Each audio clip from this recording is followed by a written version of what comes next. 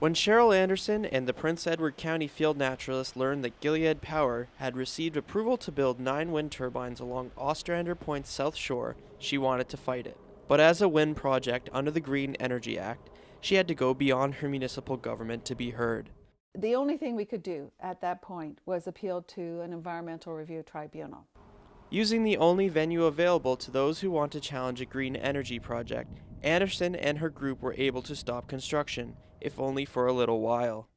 The environmental review tribunal after that agreed that no development should take place at Ostrander Point because of serious and irreversible harm that could be brought to the Blandings turtle at Ostrander Point. This rare species of turtle makes its home along the shores of the Great Lakes, but it takes them a long time to reproduce, 14 years, and it's under threat by shoreline development and drivers, and now access roads.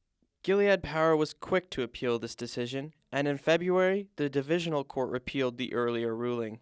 Environmental lawyer Patrick Duffy says the court found an error in law with the first decision. Here they said, well, the decision wasn't reasonable because the tribunal wasn't interpreting the Environmental Protection Act consistent with the Endangered Species Act. So that's a legal error. The crossover of environmental laws involved in the Ostrander case are unprecedented in the green energy approval process, which Duffy says is most likely the reason for the error. So you have a process with the Green Energy Act that was put into place that was brand new.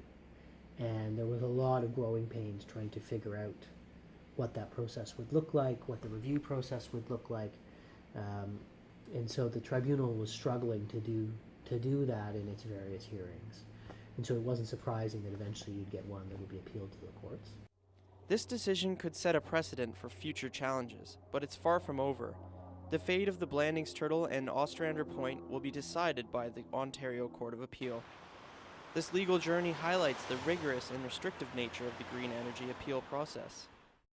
The Green Energy Act says if there is an application for wind or solar in a municipality, the municipality has nothing to say about it.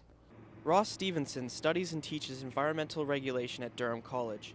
He says this ensured that not in my backyard or NIMBYism would not be a problem for green energy projects. But this left expensive court proceedings as the only alternative.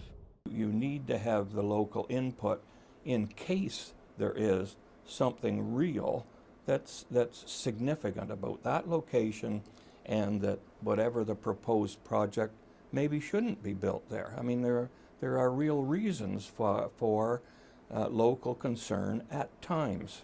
For Anderson, the reasons are obvious. Ostrander is home to many species: the Blandings turtle, monarch butterflies, a rare environment called alvar, and the fact it is an important area for birds are significant enough for her. We have calculated from the data of the Prince Edward Point Bird Observatory that almost 1 million birds a year fly through here.